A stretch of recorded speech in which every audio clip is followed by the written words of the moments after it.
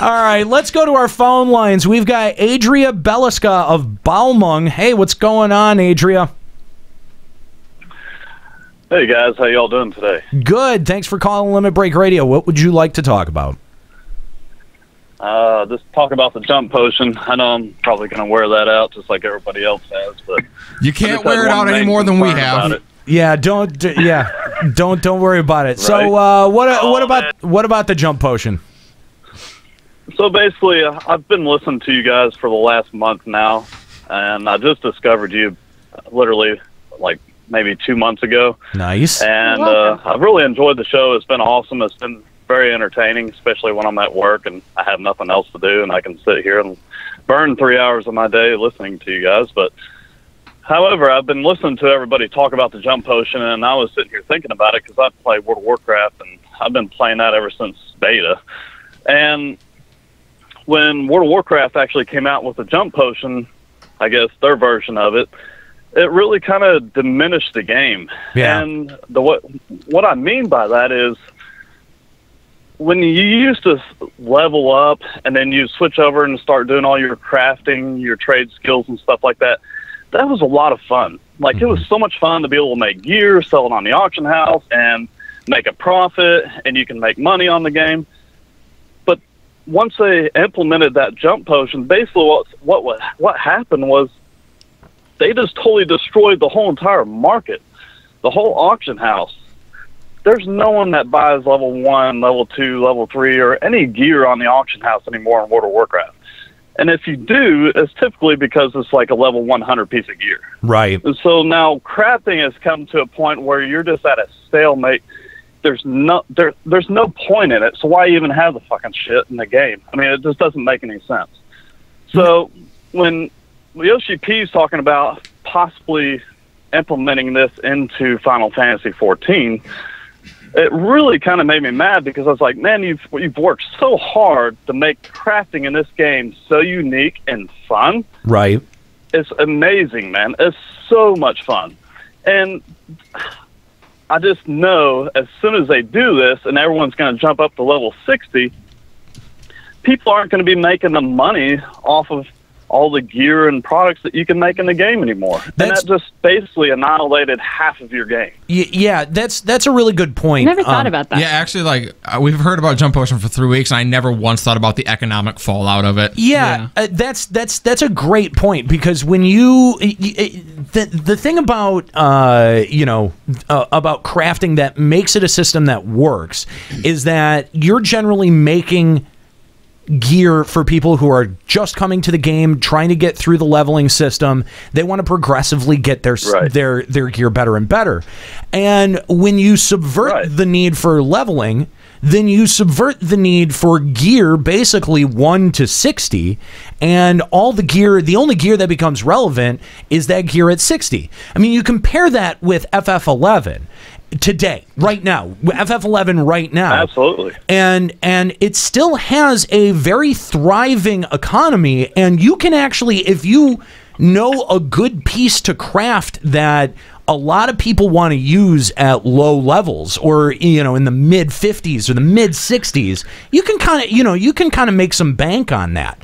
It's not like it used to be where crafting is silly, but well, I mean, Scorpion Harness was always worth paying. Right. But that's what I'm saying. And hot virgin and stuff. Yeah. Right. And even though it's not worth bank anymore, and a lot of those crafting items are a lot easier to find, they're a lot more at this point. They're a lot more ubiquitous. Yeah, you can there's still relevant enough pieces of gear through the leveling process that you're still going to want a Scorpion Harness through your mid 50s or 60s, right? Well, kind of. I mean, you level so fast now that you can usually just you can pass on a lot of pieces. But it's not right. And gear is secondary, and it's not as important as it was back in the old days of FF11, where you needed to, keep your gear current and stuff like that. And that's the way that an MMO should do it. But the point is that it's still there. Like, you can't take your level 1 town gear and run around in that until 75 and then go get, a whole bunch of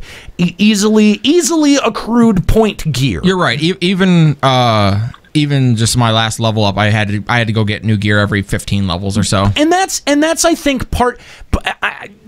Absolutely, that's part of the fun of MMOs. Yeah. I mean, accessorizing stats, customizing stats, and FF11 was like a really great example of a system that worked really well doing that kind of stuff. And they kept gear relevant because there's no fast forward button. If that fast forward button existed, if you could just pop a character open at 99, then there would be no economy. Well, the other thing 11 had going for it in that view is it had capped fights. It had things where you were capped to 40, capped to 20, capped to 60. And they didn't level sync your gear. Right, you had level sync your gear. You actually had to have that armor still. Actually, that's also a good point. They also had that going for them. That's also a good point. But yeah, no, I think that there is some very real considerations when you're talking about the economics of a jump potion, and suddenly are we going to see this the feat taken right out of crafting? I don't think they're going to introduce jumping potions and have crafting as a selection. You can't start the game as a crafter. I mean, this isn't 1.0 anymore. So interesting. I really don't. I think they're just going to have it as the battle classes only. So, Adria, if it applied only to battle classes and not to crafting classes, does that address the problem enough for you, or do you still think it's going to be problematic? I still think it's going to be problematic. I mean, because not only is it just gear, but it's every aspect of the game. I mean, it's the economical aspect of the game. If you can't make money that way, how else are you going to be making money? Right. I know you can sell pets on the auction house, and like in World of Warcraft, I was telling Nika, it's like the only way that you can actually make any money off of World of Warcraft now is selling like sky golems and choppers, and taking a full month to make the stuff in order to sell it and turn a profit of maybe 4 to 5K. So your gold is almost like, let me go ahead and buy a WoW token and get some gold, and then, try to sell it on the auction house or whatever you can do to make some extra money, which I've not done. My buddy does that to pay for his WoW subscription and all that. But for Final Fantasy, it's such a fun game. There's nothing monotonous about it. There's no redundancy about it. There's so much to do in the game. There's not just one way to level. There's multiple ways to level. There's multiple ways to craft and build stuff in the game. You can make furniture. I mean, you've got an array of stuff that you can make. Right. But you're going to get to the point where people aren't going to want to play the game anymore, because now you got people like Mithri that is just an amazing crafter and enjoys the game, and from only that aspect. I'm pretty sure Mithri doesn't actually have any battle classes. He only... Oh, he does. Oh, he does? Yeah. Okay. Does. Well, I know, but he focuses mostly on crafting. Yeah. Correct, yeah. Yeah, primarily on that. And then basically what happens after you implement the jump potion, okay? Yeah. That's exactly what World of Warcraft did, is they introduced heirloom gear. Oh, so we fixed the gear problem. No, you didn't really, because now you have heirloom gear that levels up with you all the way to level 100 now.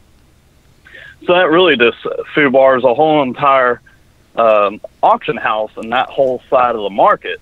So you really don't need any gear until you hit level 100 now, because you've got the heirloom gear. Yeah. This whole conversation makes me feel like we're talking about 14 as if it were a 10-year-old game. Yeah, no kidding. I'm not going to go so far as to say, by the way, that FF14... I don't want that to happen. I won't go so far as to say that FF14... I don't want that to happen to any kind of Final Fantasy 14 game, because this is an amazing game. Like, it's by far my favorite game that I've played yet. Yeah. And I just think it would just take so much out of the game, and then it would just be like, what's the point of me logging in to even try to do crafting at this point?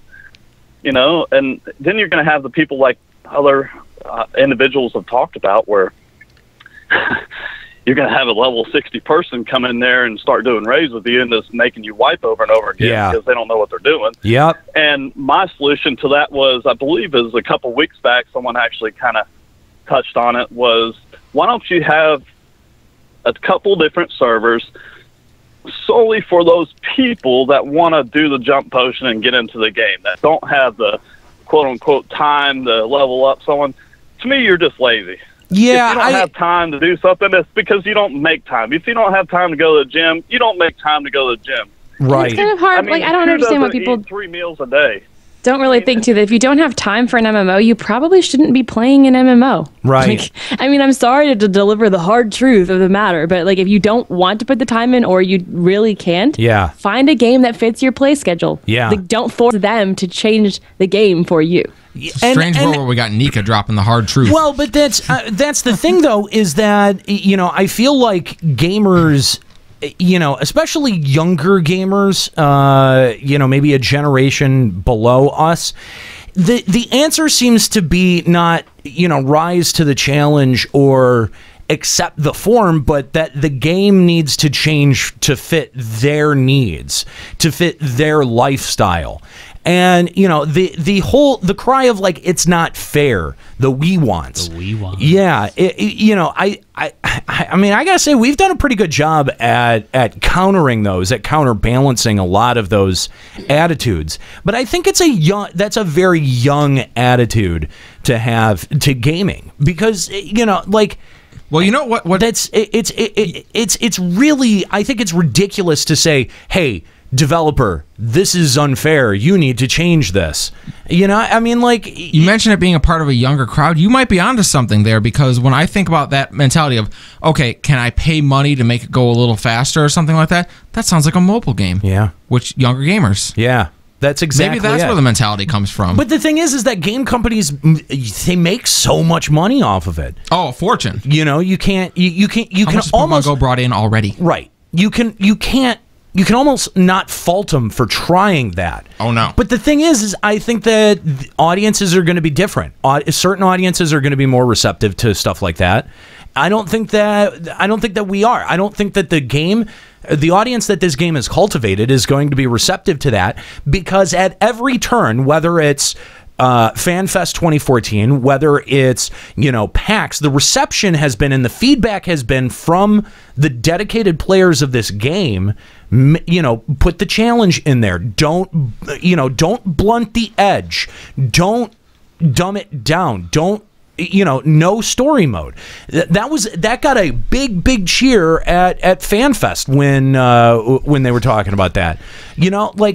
That's, I think, what they need to lean into, and they've spent 2 expansions, because I'll call ARR an expansion, but they've basically spent 2 expansions supporting the lower and mid end of their game, and it's now time to really lean into the end portion of the game. Adria, thanks for the call. We really appreciate it. If you want to call Limit Break Radio on Skype, 810-515-8715, limitbreakradio.com/Discord. And of course, Adria, we want to welcome you to the fold, recently finding Limit Break Radio. That's awesome. I love to hear about people who just find the show. So, that's one of my favorite things to hear, is someone, oh yeah, I listen to you guys while I'm at work. I love hearing that, because I think about it a lot when I'm at work and just bored out of my mind. It's God, wish I had a podcast I could listen to that I'd like, or something like that. Oh, this is why people listen. Right. Okay. Yeah. I really like hearing how people would rather listen to a podcast instead of doing something they hate to do. That really makes me feel happy. Yeah.